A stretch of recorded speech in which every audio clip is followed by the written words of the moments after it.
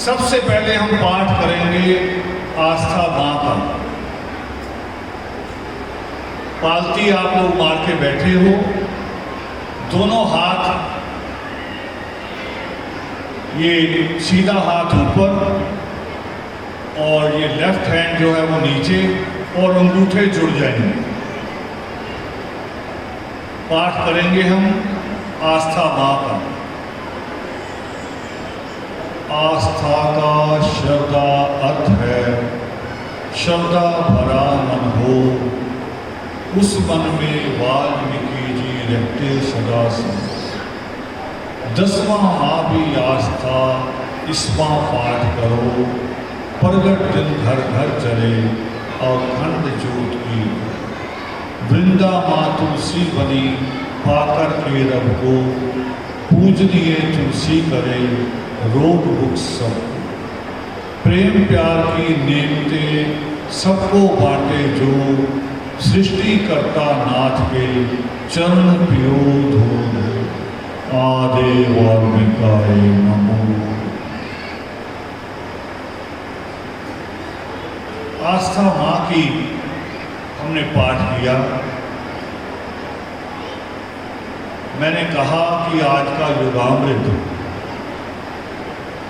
एक आस्था आज तारीख है, एक तरह से शुरुआत है वाल्मीकि प्रगट दिवस के समागम, प्रभात फेरिए, बड़े बड़े युगामृत, लोगों के घरों में अभंग प्रकाश, ये उसकी शुरुआत है। और क्या लाइन थी, पहली लाइन हमने क्या पढ़ी थी?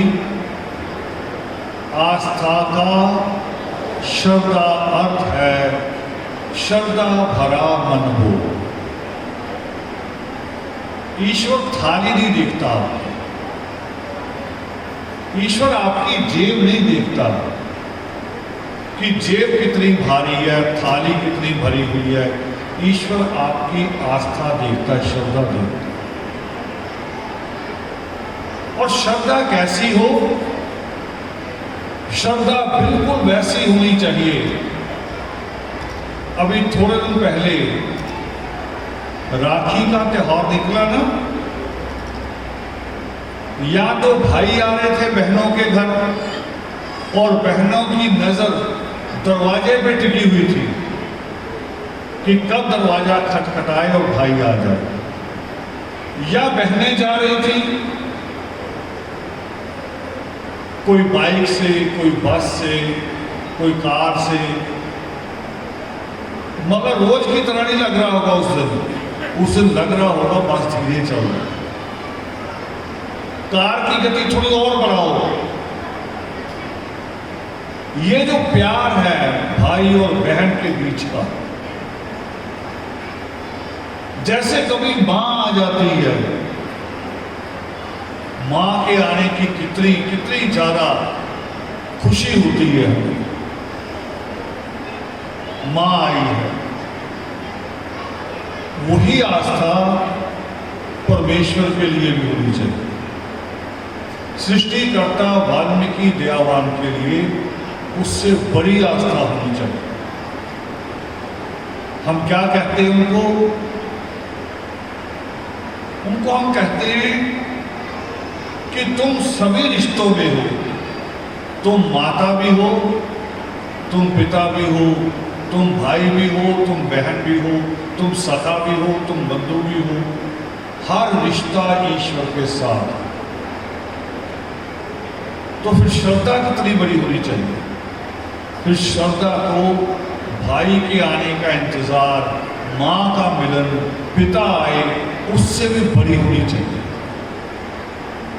उससे भी बड़ी। कहते हैं कि किसी धागे का पूरा ताना बिगड़ जाए तो उसे सुलझाना बड़ा मुश्किल होता है, बहुत मुश्किल होता है। सिरा मिल भी जाए तो भी पता नहीं उसमें कितनी गांठ पड़ी होती, कब कब कहां से निकालना पड़ता है। मेरी कौम उस ताने से भी ज्यादा उलझी हुई है। ताने का तो एक सिरा मिल जाता है, मगर इसका सिरा ढूंढना मुश्किल था। 40 साल लगे हमें, बल्कि 43 साल हो गए इस साल में।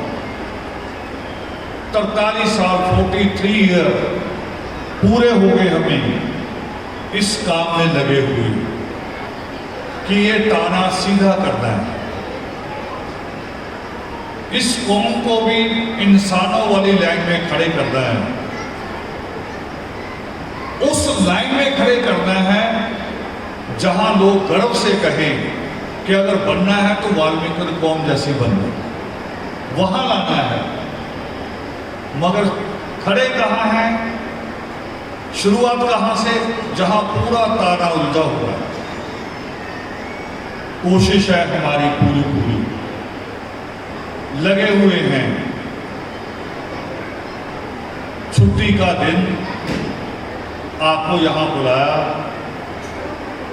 और साथियों का सोच देखो, जिन साथियों ने ये मेहनत की है, नाम मैं लूंगा तो एक आध छूट जाएगा। जिन्होंने मेहनत की है उनके दिमाग में पहली बात थी कि जब मेरी कौम आए, मेरे भाई बंधु आए, मेरी बहू और बेटी आए, उनके बैठने के लिए जगह बन जाए।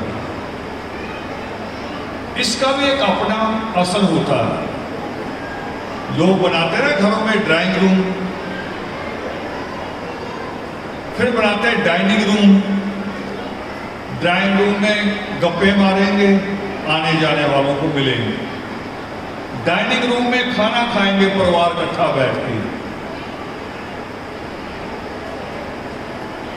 हर चीज का अपना महत्व होता है। तो ये जिस कौम के पास इतना पैसा भी नहीं कि वो ड्राइंग रूम और डाइनिंग रूम अलग बना ले, उस कौम के हमारे साथी कोशिश करते हैं कि इतना बड़ा पैलेस बुक करें आपके, ताकि कोई बात आपके दिमाग में पड़ जाए। मैं क्यों गुस्से में बोल रहा हूं, मैंने क्यों कहा कि जिसको नहीं सुनना बाहर चले जाओ। क्लास में भी यही होता है ना, जो बच्चा नहीं बैठता टिके हुए, टीचर आकर क्या करेगा।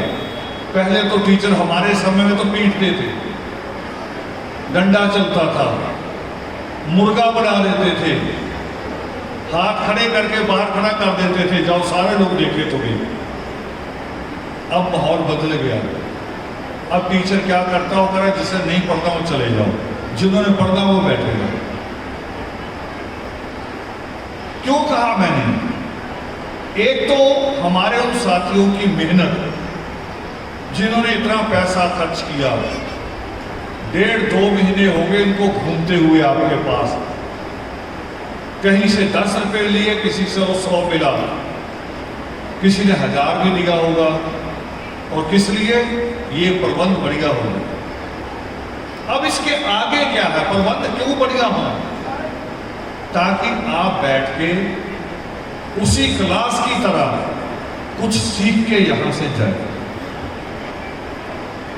मैंने कहा कि ईश्वर आपकी थाली नहीं देखता, सच में नहीं देखता। और आप भी आपको आज एक बड़ी अपील करने लगा हूं, प्रार्थना। हमने बहुत सारी चीजें बदली हैं और आपने माना भी है। हमारी कौम ऐसे नहीं बैठा करती थी कभी। जो पहली बार आते वो हैरान हो जाते कि इनको बैठना भी आ गया।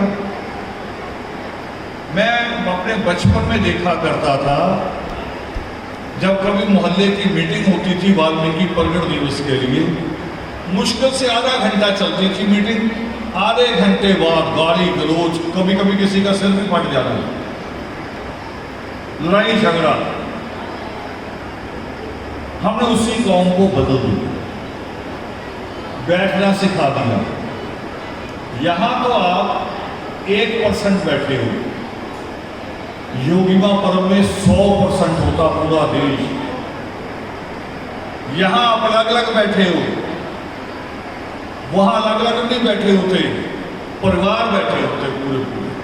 पिता भी वहीं होगा, दादा भी होगा, पोती भी होगी, बहू भी वहीं होगी, अगल बगल दूसरे परिवार भी होंगे। और ये नहीं कि शाहबाद वाले एक तरफ बैठेंगे, पता नहीं होता शाहबाद के बगल में हैदराबाद का परिवार बैठा हो। कई बार हुआ होगा आपके साथ, आप बैठे हो, आपके पीछे बॉम्बे वाले बैठे हैं, आपके आगे अमृतसर वाले बैठे हैं, सारा मिक्स एक परिवार। और ये क्या सोच थी? ये सोच एक करने की भी है, ये सोच आपकी उस गुलामी को तोड़ने की भी है। जो कहते थे कि जी हम शाहबाद के हैं, अंबाला की तरफ शादी कर लेंगे, मगर वो जो सिरसा है, हिसार है, वहां शादी करने नहीं जाएंगे। अरे वो हरियाणा नहीं है, पंजाब में भी यही होता है। लुधियाना के लोग, पटियाला के लोग अंबाला हरियाणा के शादी कर लेंगे, मगर संगरूर की तरफ नहीं जाएंगे। हमने बिना वजह दीवारें खड़ी की हुई, बिना वजह हमने उन दीवारों को तोड़ने की कोशिश की। इकट्ठा बिठाया आप लोगों को, सारे परिवार इकट्ठे बैठते हैं, ये सीख लिया। अब आगे एक और चीज सीखनी है। मैं अभी थोड़े दिन पहले लखनऊ में था, उत्तर प्रदेश की राजधानी है। पंजाब और हरियाणा में इतना बड़ा कोई शहर नहीं होगा जितना बड़ा लखनऊ,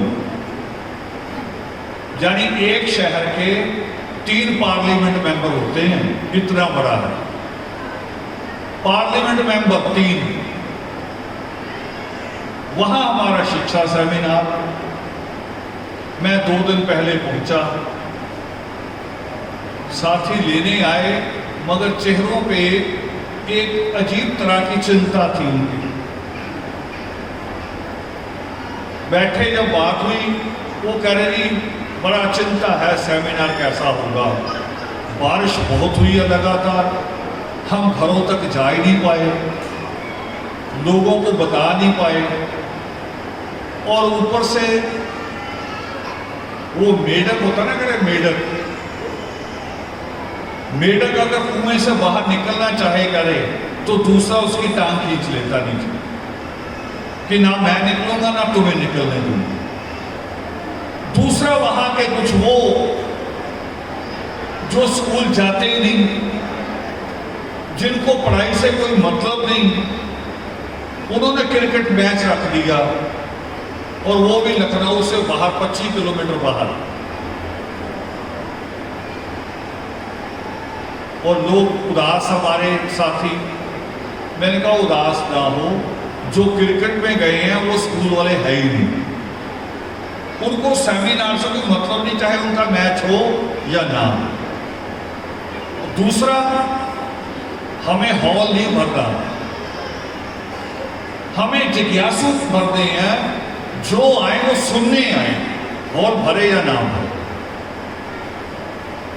अगर हमने 10 बच्चों का भी जीवन बदल दिया तो एक सेमिनार बहुत है उसके लिए, कि 10 बच्चों को नई दिशा मिल गई। यहां भी आए बच्चे, आज बड़ी का अद्भुत बात हुई। शुरुआत में शायद आप लोगों ने देखा हो, इतनी सी बेटी आई, 2 बहनें इकट्ठी थी। बड़े तो आके मुझे पूछते हैं हाल चाल, वो इतनी सी बेटी भी पूछी आप ठीक हो, उससे भी चिंता है। ये रिश्ते एक दिन में नहीं बनते, इसको वर्षों लगते हैं इन रिश्तों को बनाना। वो सुनती होगी अपने माँ बाप से, उसके माँ बाप चिंता करते होंगे मेरी, तो उसे भी लगा कि मैंने भी पूछना है। एक और बेटी आई, उसको मैंने बिठा लिया, बताओ, मैंने कहा कौन सी क्लास है, करी 10th कर रही हूँ, आगे आर्मी एयरफोर्स में जाऊंगी। मैंने कहा अगर हो जाए तो ठीक, नहीं तो +2 मेडिकल से कर देंगे। मेडिकल से। जरूरी है आज शिक्षा में क्या पढ़ रहे हैं, ये ज्यादा जरूरी बच्चों को बताना। कोरोना में देखा आपने कि राशन की दुकान और डॉक्टर की दुकान बंद नहीं होती। देखा ना, दुनिया की सबसे बड़ी महामारी थी ना वो, और उसमें कौन किसकी दुकान खुली थी? डॉक्टर की और राशन की, बाकी सब बंद है। इसलिए बच्चों को मेडिकल की तरफ भेजो ज्यादा, और उसके बाद आर्मी में जाना होगा, एयरफोर्स में जाना होगा, वहां भी मेडिकल काम आए, साइंस काम आए। अब दूसरी बात जो मैं कह रहा था कि आज मैंने एक नई बात करनी है आपसे, कि हमने बैठना सीखा है। लखनऊ का सेमिनार बहुत कामयाब हुआ। मैंने पहली लाइन ही वहां ये बोली साथियों को कि आपका सेमिनार इतना कामयाब है आज, भीड़ से नहीं, हॉल तो भरा ही है पूरा, मगर जो बच्चे बोले आके, उन्होंने कमाल कर दिया बच्चे।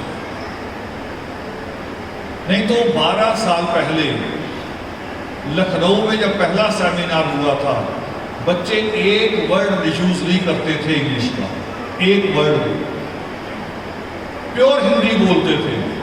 और अभी जब आए बच्चे, वो इंग्लिश ऐसे बोल रहे थे जैसे हमारे अंदर पैदा ही नहीं हुए, पैदा ही अंग्रेजों में हुई, ऐसे बोल रहे थे।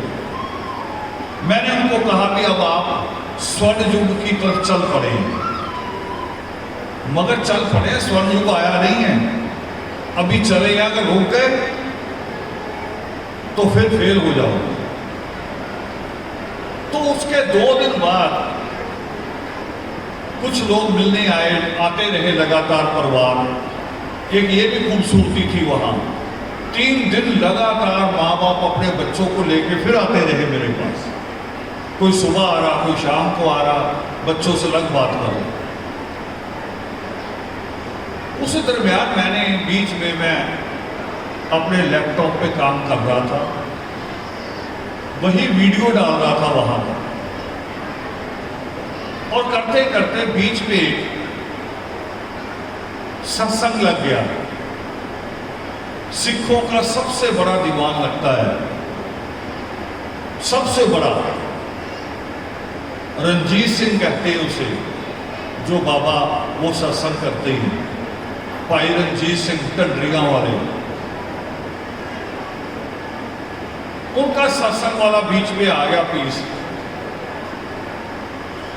और अचानक वो एक ऐसा शब्द बोल रहे थे, मैंने वही रोक दिया। जो लोग बैठे थे मैंने उनको भी कहा सुनो। वो कह रहे आप बैठे हो, पूरी संगत बहुत ऐसे समुद्र की तरह, कह रहे आप बैठे हो, कितने अच्छे लग रहे हो, शब्द कीर्तन हो रहा, आप सुन रहे हो, और बड़े अच्छे से सुन रहे हो।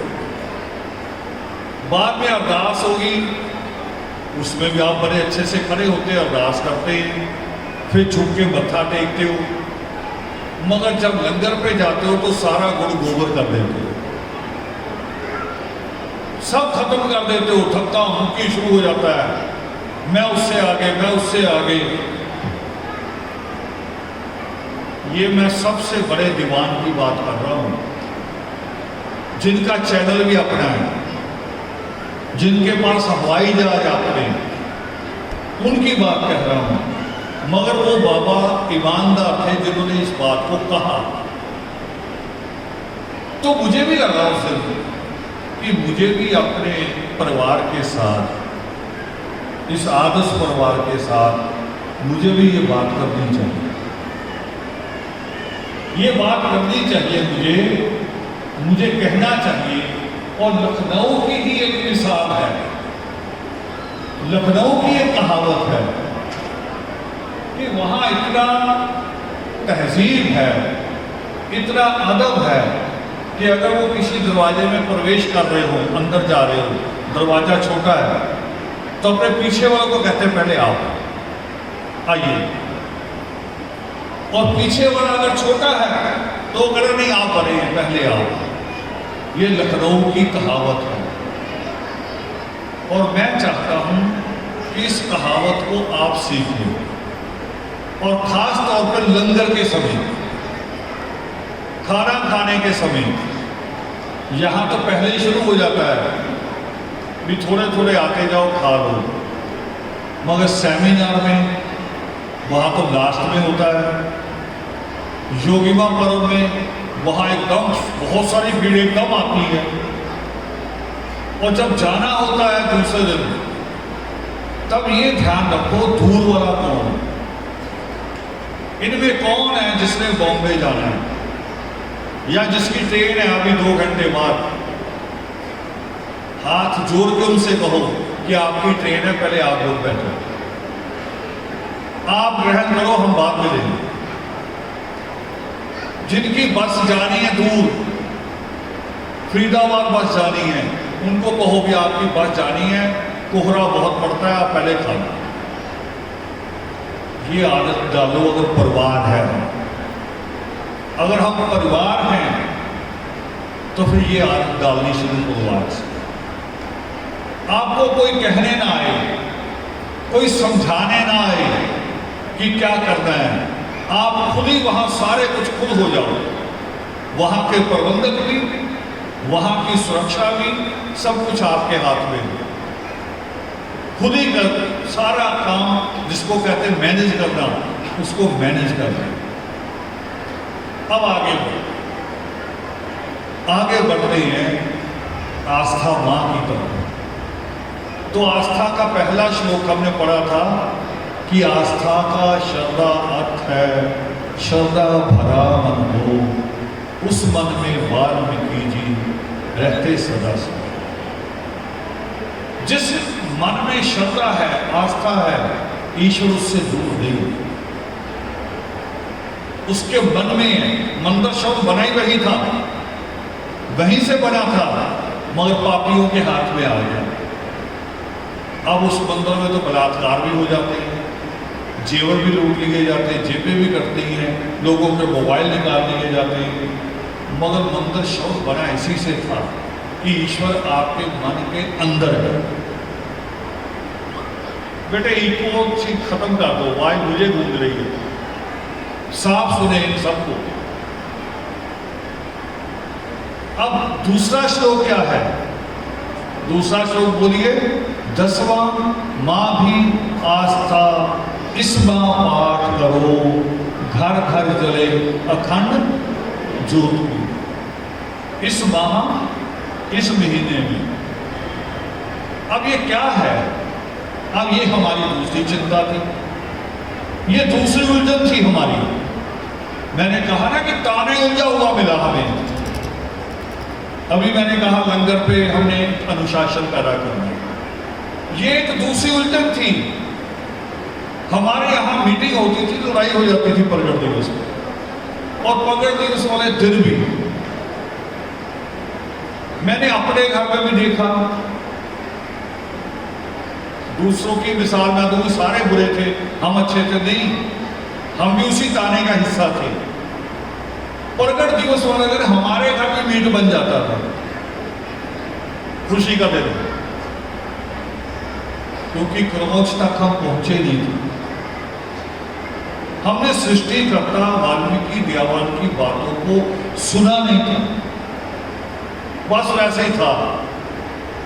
बाबा वाल्मीकि कर लो भी कर लो, नहीं करोगे तो दूसरा गांव के दूसरे लोग लानत देंगे, लो जी इन्होंने कुछ किया ही नहीं। श्रद्धा नहीं थी, श्रद्धा नहीं थी।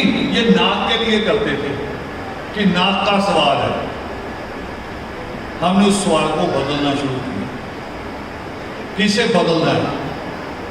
धीरे धीरे बदला, मगर फिर लगा थोड़े और प्रयास की जरूरत है।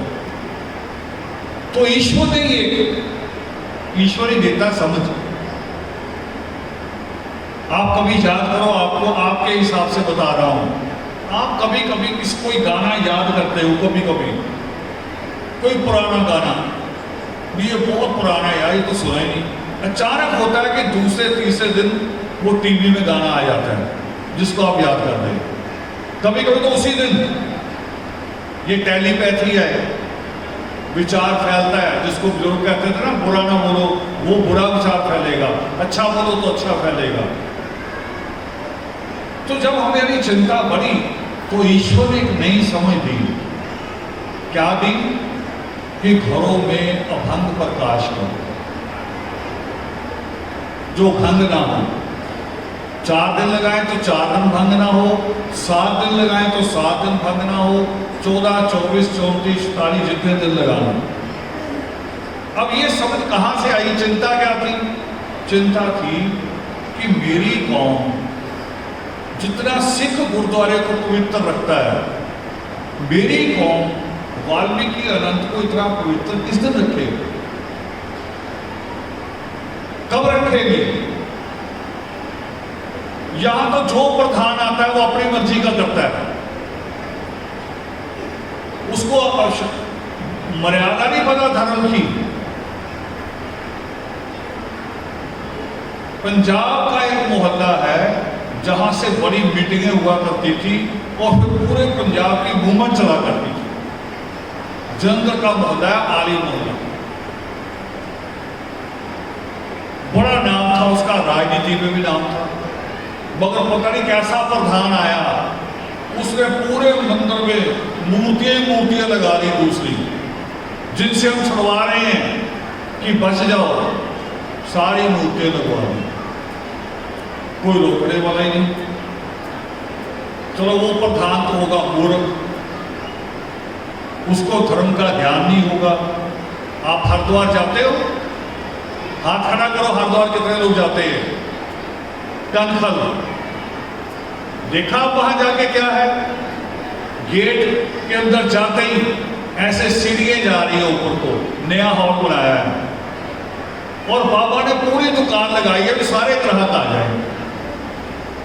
काली वाला भी आ जाए, गौरी वाला भी आ जाए, गणेश वाला भी आ जाए, शिवलिंग वाला भी आ जाए, मेरी दुकानदारी ज्यादा चल रही है।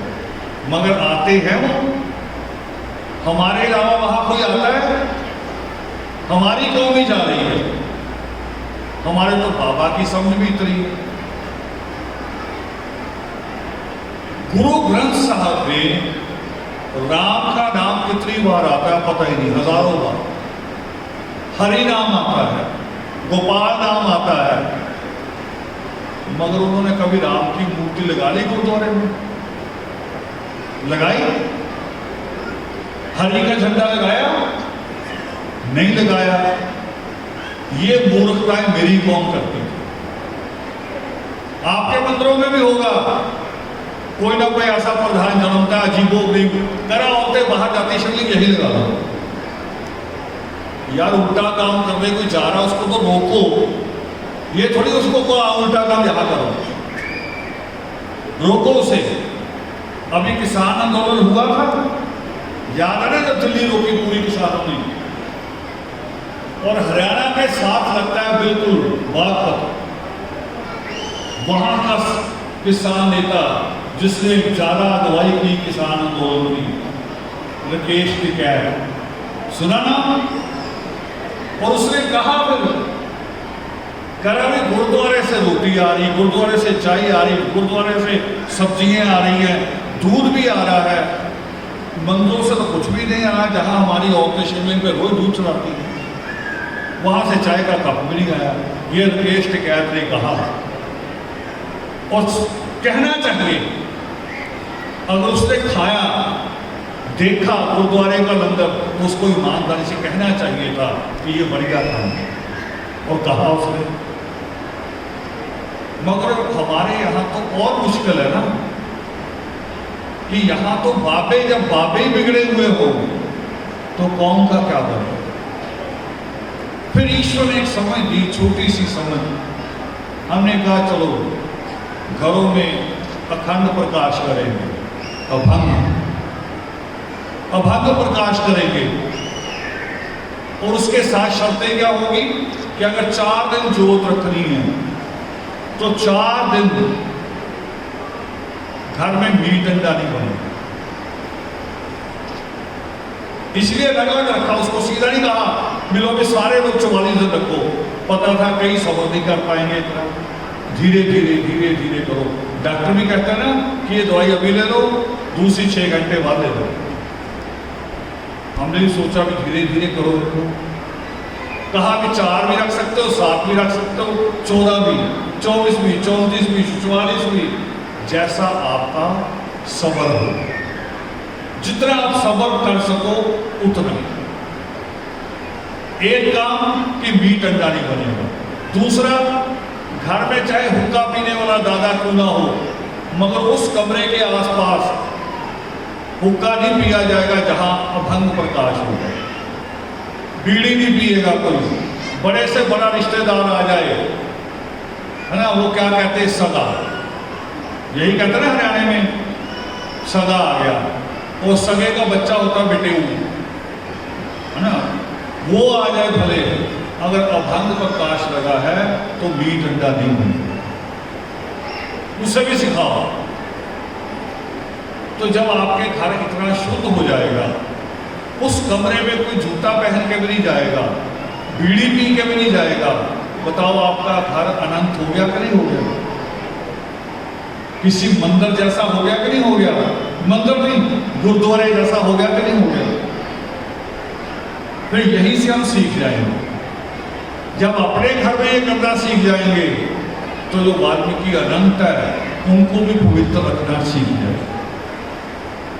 अभी नहीं सीखे, और अभी तो बिगाड़ने वाले इतने ज्यादा हैं।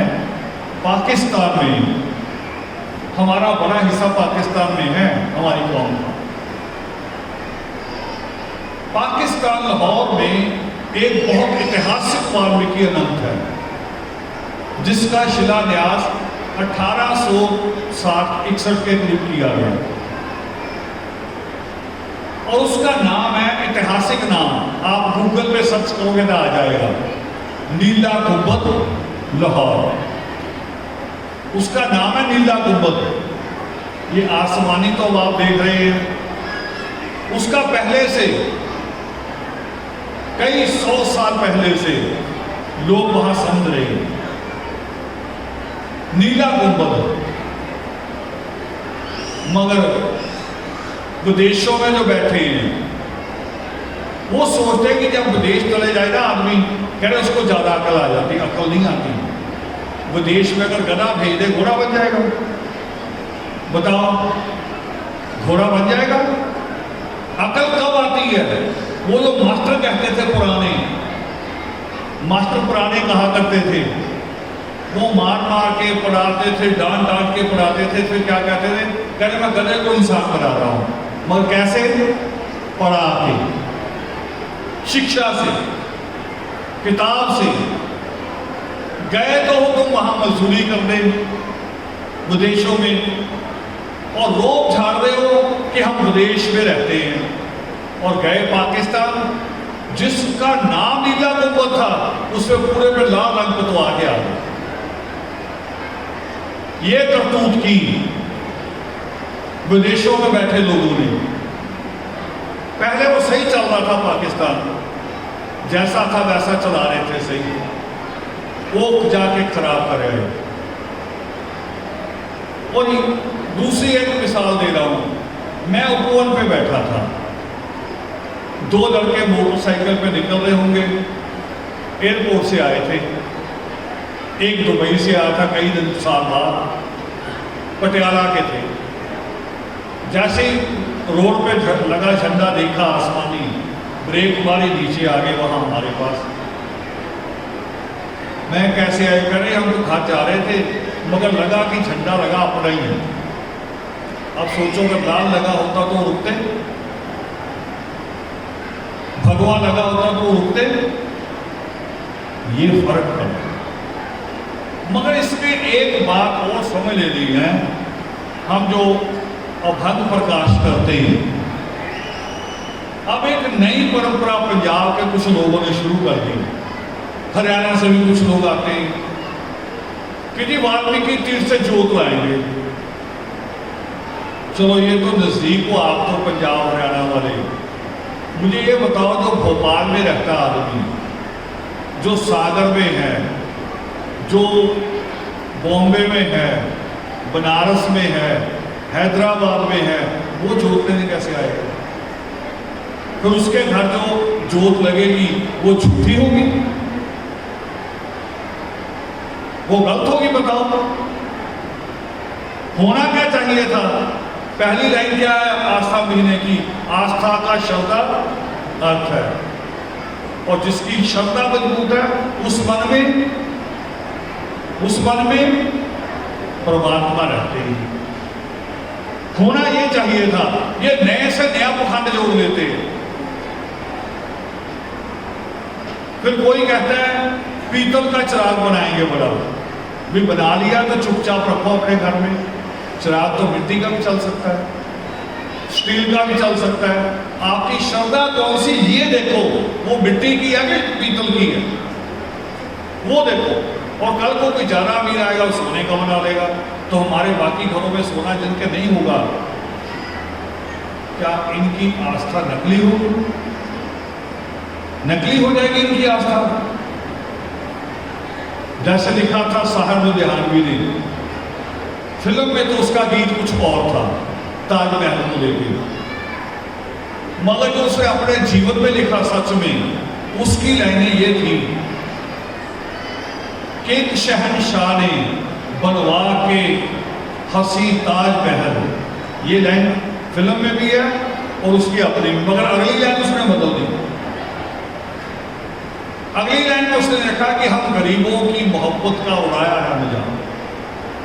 भी जो गरीब अपनी पत्नी को ताजमहल नहीं दे सकता, क्या वो अपनी पत्नी से प्यार नहीं करता? उसका प्यार झूठा है, उसका प्यार भी उतना ही शायद उससे ज्यादा हो। और अब मैंने देखा अभी 20वीं शताब्दी में एक शख्स हुआ जिसका नाम था दशरथ माझी। उसने अपनी पत्नी को मरते हुए देखा। देखो उसकी मोहब्बत। मरी क्यों? क्योंकि हॉस्पिटल जाने का रास्ता बहुत दूर था, पहाड़ों में रहते थे, घूम घूम कर रास्ता जाता था, जब तक हॉस्पिटल पहुंचे वो मर गए। उस आदमी के दिमाग में आया कि और कितने लोगों की पत्नियां मर सकती हैं, मैं नहीं बचा पाया, बाकी तो बच सकती है। बिना किसी क्रेन के, बिना किसी मशीन के, केवल हथौड़ा और छैनी, दो चीजों से उस आदमी ने 30 फुट चौड़ा, 30 फुट जिसमें 3 ट्रक निकल जाए, 30 फुट चौड़ा और 20 फुट ऊंची खाई, नीचे सीधा रोड बना दिया। सीधा रोड 8 घंटे के सफर को 2 घंटे का कर दिया। ये बताओ, ये शाहजहां से बड़ा हुआ कि नहीं हुआ? शाहजहां के पास तो दुनिया भर की दौलत थी, गुलाम थे, वो 1 या 10 ताजमहल बना सकता था, मगर दशरथ माझी, उसकी मोहब्बत सच्ची थी। और इतनी सच्ची थी कि उसने केवल अपनी पत्नी का नहीं, दूसरों का भी सोचा। धर्म तो यही, श्रद्धा तो यही। वहां से करें अखंड जोत लाएंगे, फिर शहर वालों को कहेंगे कि जब हम बाईपास आ जाएंगे ना, फिर तुम हमारा स्वागत करना। ये कैसा धर्म है भाई? हर बार मत्था टेकने से पहले पहले मेरा स्वागत कर दो, मेरे ऊपर फूल बरसाओ, फिर मत्था टेकूंगा, तो ईश्वर क्या कहेगा? वो कहेगा इससे बड़ा खंडी कोई नहीं। जोत लाएंगे, फिर कहेंगे हम खड़े हो जाएंगे, हमारा स्वागत करना। और एक तो अभी इतने बड़े हो गए हैं, उन्होंने कई शहरों को फोन कर दिए कि हम जोत ला रहे हैं, हमारा स्वागत करना। भी जोत तुम ले जा रहे हो, आस्था तुम्हारी है, शहर तुम्हारा है, दूसरे क्यों खड़े हो जाए? और दूसरों का भी प्रकट दिवस आ रहा है, वो भी जाएंगे, वो अपना प्रकट दिवस छोड़कर तुम्हारे लिए खड़े हो जाएंगे। बिठाओ बच्चों को, सैर करवा रहे हैं। तो आस्था मां की शुरुआत हमारे लिए बहुत फ्रूटफुल, यानी फलदायी, बहुत फलदायी है कि हम उस पर आज बात करने का मौका मिले। कोई और दिन होता और बात करते, मगर अभंग प्रकाश पे बात नहीं हो सकती थी। आज हमें मौका मिला। तो क्या श्लोक हमने पढ़ा दूसरा?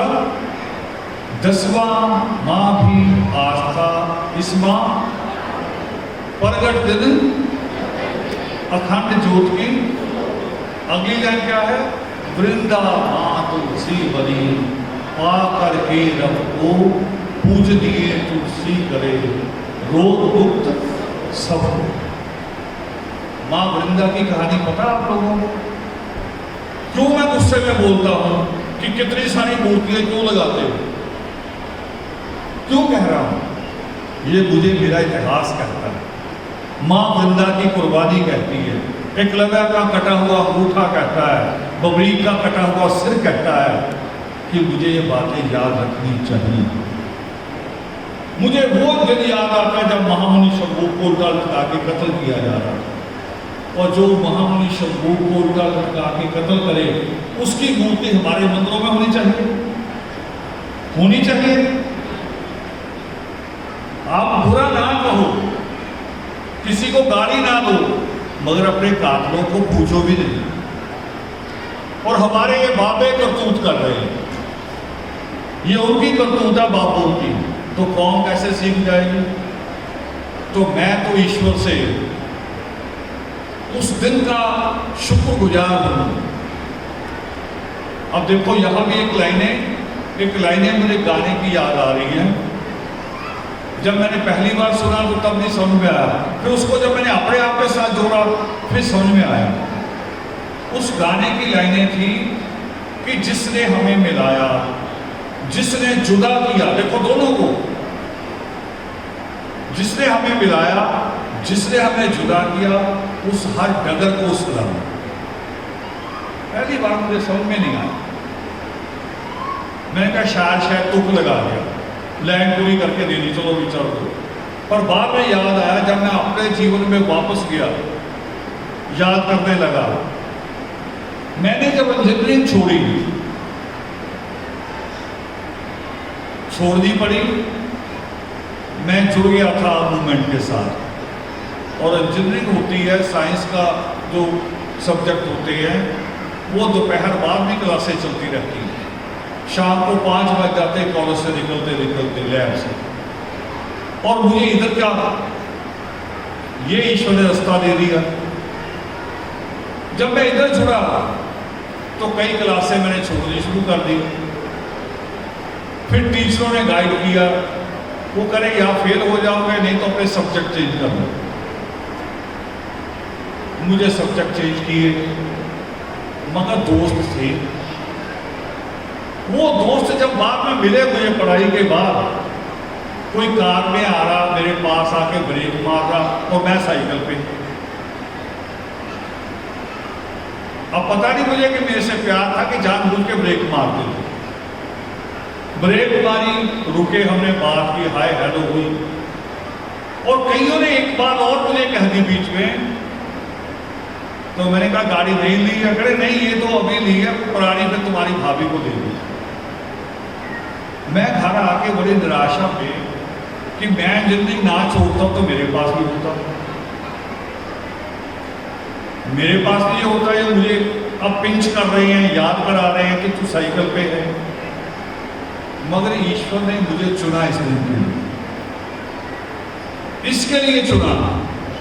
वहां मैं एक इंजीनियर बनता, अब लाखों बच्चे हमारे इंजीनियर बने। आदर्श ने वो लाइन खड़ी की, हमारे शिक्षा सेमिनार वो कर रहे, फिर मैं इस पे तो नहीं होता ना, फिर मैं अपनी मौज मस्ती में होता, इसमें नहीं आता। ईश्वर ने चुना। तो जो गाना मैंने अब सुना, हाँ जिसने मिलाया, जिसने जुदा किया, मैंने कहा सही है। कभी कभी ठोकर लग के रास्ता चेंज हो जाता है, वो ठोकर भी ईश्वर का निश्चित किया होता है कि रास्ता चेंज कर जाना चाहिए। हम पुरुषार्थी जी को याद हो शायद, कई बार पेट्रोल पंप के में हमारी बहस हो गई पैसे लेने में, उन्होंने देर लगा दी। और जब हम निकल के हाईवे पे आए हैं तो 1 किलोमीटर के एरिए में 2-2, 3-3 गाड़ियाँ टकराई हुई, यानी हमारे पैसे लेने देने में देर ना लगती तो उन 1 गाड़ियों में हमारी भी होती। कई बार देखा ये जीवन में। तो वृंदा माँ कौन थी? वृंदा माँ थी जिसको कहता है ना ब्राह्मण, हमें भी सिखाया, जलंधर राक्षस, जिसके नाम पे जलंधर है, जलंधर राक्षस। अगर भाई वो राक्षस है तो उनके महल पे ब्राह्मण कब्जा करके क्यों बैठे हैं? जलंधर में महल है उनका और उस पर कब्जा ब्राह्मणों का, चोटी वालों का, घंटियां खड़काने वालों का, उनका कब्जा। और अभी वहां भी चले गए थे दिल्ली, जहां बाबा साहब अम्बेडकर रहे हैं। वो यादगार बनाया सरकार ने उस घर को कि बाबा साहब अम्बेडकर ने अंतिम सांस यहां दी। अब वहां ब्राह्मण पूजा करने चले गए, उनको फिर जूते मार के निकाला गया, पुलिस के साथ भी लोग लड़े। ये करना पड़ेगा अपने महापुरुषों का। अगर हम उनके इतिहास को, उनकी कुर्बानियों को याद नहीं रखेंगे तो हमें भी कोई याद नहीं। ये अभी इसी महीने की घटना है, पिछला जो कल खत्म हुआ। जबरी घुस के उसके अंदर 24 सितंबर को, पूना पैकेट वाले दिन, कि जी यहाँ पूजा पाठ कराएंगे। बाबा साहब ने तो लिखा है कि मैं राम कृष्ण विष्णु किसी को नहीं मानूंगा, मैं काली दुर्गा और गणपति को नहीं मानूंगा। ये बाबा साहब की 22 प्रतिज्ञाओं में है, आपके गूगल पे मिलेगी, सर्च कर देंगे। और ये पहली लाइन है जो मैं बोल रहा हूँ, पहली लाइन। माँ वृंदा थी जिसको जलंधर राक्षस कहते हैं, जिनका असली नाम था महाराजा शंखचूड़। उनकी पत्नी, उनके साथ जब लड़ाई लड़ रहे थे आर्या राजा, इंद्र विष्णु सारे मिलके वो लड़ाई के मैदान में लड़ रहे थे, महाराजा शंखचूड़ और विष्णु उनके महल की तरफ, घर की तरफ चला गया। आज भी जो बदमाश है ना, कभी पढ़ो अखबारों में, जो गैंगस्टर होते हैं, आज भी उनमें यह नियम है कि बदमाश को बदमाश मारेगा, घर पे हमला नहीं करेगा। आज भी उनमें नियम है कि फैमिली पे हमला नहीं करेगा। मगर विष्णु फैमिली पे हमला कर देंगे। फिर उस किले से मां वृंदा ने कूद के अपनी जान दी। जहां जान दी वहीं पे तुलसी का पौधा पैदा। इसको वृंदा पूजन भी कहते हैं। ये भी अब तो आप लोग गूगल सर्च करने में आ जाए, सारी बातें नहीं आएंगी मगर थोड़ी थोड़ी आ जाएंगी। अब उसकी आस्था कितनी मजबूत थी, उसने अपने पति, अपनी मर्यादा के लिए अपनी जान दी। उन्होंने उस धर्म को नहीं माना, स्वीकार नहीं किया जिसको ये मनवाना चाहते हैं। अंतिम लाइन क्या है? अंतिम लाइन बोलिए, शुरू करो, बोलो भाई। प्रेम प्यार की नेमते सबको बांटे जो, सृष्टि कर्ता नाथ के चरण पियो। प्रेम प्यार की नेमते कौन सी हुई? अपनी अभी भूल जाओ। वैसे तो अभी एक बच्चा मिला मुझे आके, बहुत खुश था। वो करे आदर्श में आके जो मुझे मिला है मैं गिना नहीं सकता, यही बैठे हो गया आपके नीचे। कौन सी प्रेम प्यार की नेमते? मां वृंदा के जीवन को किया क्या जा रहा था? दूषित, कलंकित। पर जब उसने अपनी जान दे दी अपनी इज्जत बचाने के लिए, तो हुआ क्या? फिर आज उस पौधे को घर घर पूजा जाता है। ये नेमत है ईश्वर की कि तुम जिसको कलंकित करना चाहते थे, तुम रोज इसी के आगे सर झुकाओ, इसी के आगे। ईश्वर कहता है कि तुम्हें सब कुछ मिल सकता है मगर पुरुषार्थ करो। मत्था टेकने से नहीं, नाक रगड़ने से नहीं। अभी तक हमने यही किया, बड़ी यात्राएं की, नंगे पैर घूमे हैं। कई आपने ऐसे भी होंगे जो लेट लेट के गए होंगे, लंबे लेट लेट। ये कहा ही नहीं ईश्वर ने। 3 इडियट देखी थी ना, ना पी के देखी थी। तो क्या कहता अमीर खान, वो कह रहा ईश्वर जब तुम्हारी पत्नी बीमार हो तो ये क्यों कहेगा कि जा पहले 2000 किलोमीटर दूर जा, वहां भी नाक रगड़, फिर ठीक करूंगा। फिर तो ईश्वर थोड़ी हुआ, ईश्वर के मन में करुणा थोड़ी हुई, ईश्वर तो पापी हुआ। तुम 2000 किलोमीटर उधर जाओ और पीछे से उसके प्राण निकल गए। ईश्वर नहीं कह रहा है, ईश्वर कहते हैं पुरुषार्थ करो, मेहनत करो, हर चीज में, पढ़ने में भी, घर बनाने में भी, और कभी कोई मुसीबत आ जाए उसके साथ लड़ने में मेहनत करो। और दुनिया में ऐसी कोई चीज नहीं जिसको आप प्राप्त न कर सकते। अंतिम बात कह दी है मैंने, गर्मी बहुत है मुझे पता है।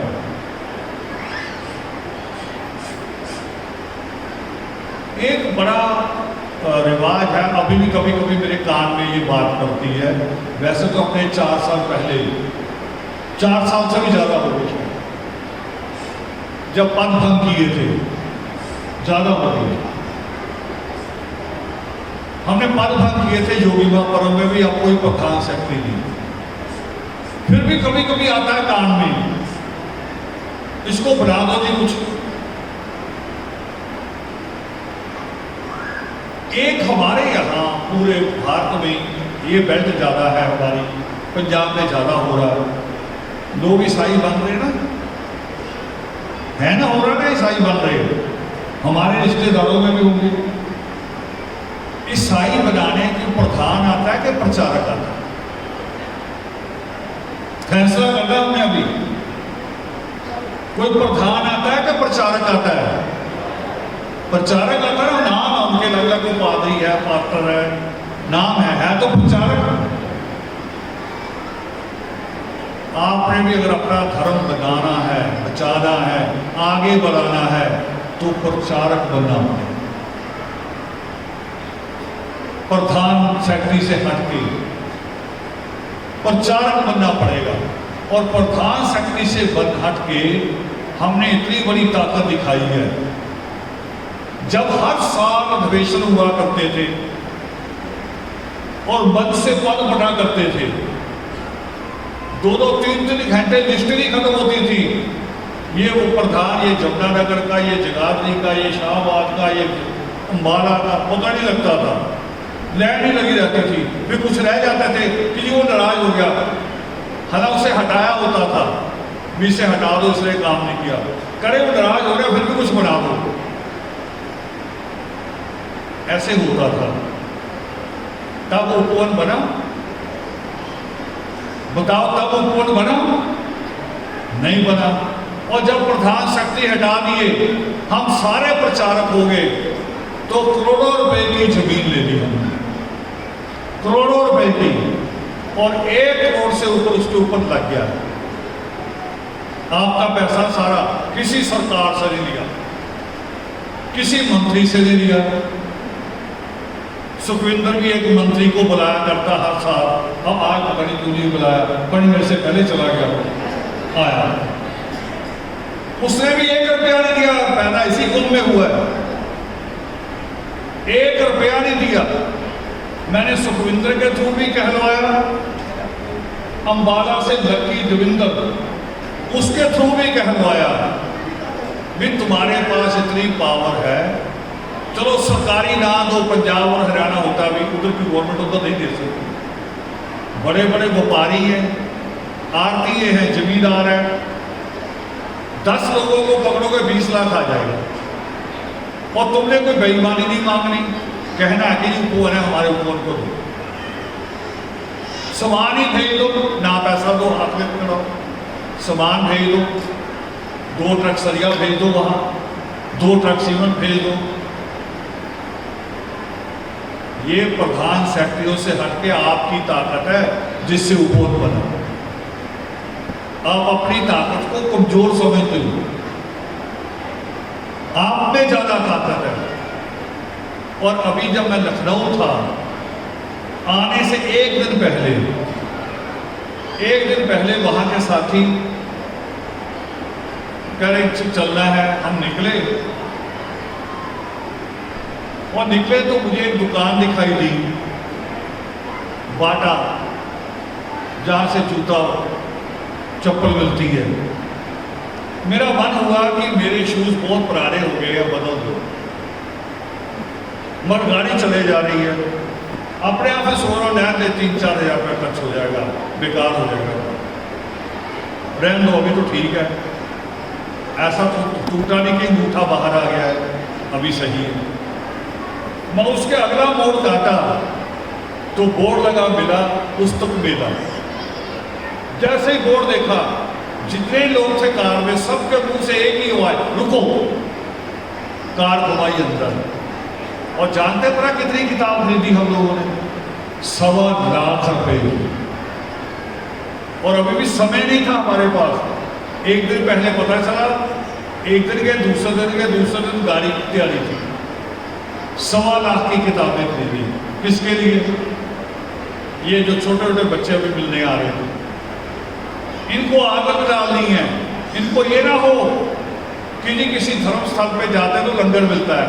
इनको ये भी हो कि किसी धर्म स्थान पे जाएंगे तो वहाँ किताबें भी रखी होगी। इनको पर्दे की आदत भी पड़ जाएगी। घर के बीच में हुक्का रखा हुआ आंगन में, तो बच्चे भी चोरी चोरी गुड़गुड़ा लेते हैं ना। तो घर में ऐसे किताबें रखी हो तो वो उसे पढ़ भी लेंगे। ये काम करने पड़ेंगे थोड़े थोड़े, फिर ये बिगड़ा हुआ ताना हम सुलझा लेंगे। ईश्वर कहते हैं कि दुनिया में ऐसे कोई पदार्थ नहीं है, ऐसी कोई चीज नहीं है कि तुम पुरुषार्थ करो। और दुनिया में नहीं, बल्कि ईश्वर कहते हैं 3 लोगों में, जो योग शिष्ट में श्लोक लिखा वो ये कि 3 लोगों में ऐसा कोई पदार्थ नहीं है कि तुम पुरुषार्थ करो और वो तुम्हें मिले। बोलो, पुरुषार्थ करने को तैयार हो तो सारा पैसा बच्चों की शिक्षा पे लगाओ, ना शादियों पे ना मकानों पे। अपने बच्चों की शिक्षा पे खर्च करो और इस आंदोलन को बढ़ाओ। छुट्टियों में उन घरों में नहीं जाना अपने बच्चों को लेके जिनके बच्चे पढ़ते ना हो। जिनके बच्चे ना पढ़े उनके घर में नहीं जाना। अपने बच्चों को बिगड़ने नहीं देना। रिश्तेदारों को कहो कि अपने बच्चे पढ़ाओ तो रिश्तेदारी, नहीं तो नहीं। फिर सुधरेगी ये कौम, फिर ये ताना हम ठीक कर लेंगे। तो बहुत अच्छा आज का प्रोग्राम हुआ। और बीच में मुझे याद आ गया, एक आंदोलन चल रहा आपके यहाँ DSC। आंदोलन चलाते रहिए, आपकी कोई कमी नहीं आंदोलन चलाने वालों की, मगर सरकार की नीयत ठीक नहीं है, ये समझ लो। एक तो सरकार ने हमारा नाम बदल दिया। नाम हमारा है सरकारी गजट में शेड्यूल्ड कास्ट, उसके अंदर जाती है। शेड्यूल्ड कास्ट में कास्ट लिखी हुई है कौन कौन से। हरियाणा में 36 है ना, कहते 36 बरादरी। शेड्यूल्ड कास्ट में भी कास्टें हैं। अब उसने नया नाम हमें दे दिया वंचित। वंचित पता किसे कहते हैं? डिक्शनरी में देखना, गूगल पे। वंचित कहते तो रह गया मतलब भी राशन डिपो पे राशन आया, आप लाइन में लगे, पहले वालों को मिल गया, आप रह गए। हम वो नहीं है, हम वो है जिनको लाइन में लगने नहीं दिया गया। समझ आई बात मेरी? वंचित वो होते हैं जिनको लाइन में लगने का अधिकार हो। हमें तो लाइन में, स्कूल वाले रोड पे, सड़क पे चलने का अधिकार नहीं था। फिर और बेईमान देखो सरकार कि अगर नाम आपने बदल दिया तो नाम बदल के हिस्सा तो पूरा दे दो। हिस्सा तब भी नहीं दे रहे। हमारे लोग बेचारे रोज आंदोलन कर रहे हैं, रोज रैलियां हो रही है। तो ये एक बात थोड़ी सी याद रखो दिमाग में कि जो दुख है हमारी कौम के है, हमारे हैं, वो खट्टर और मोदी की कौम के नहीं हैं। उनको दूर भी हमने करना, इन्होंने नहीं करना। जय वंदे।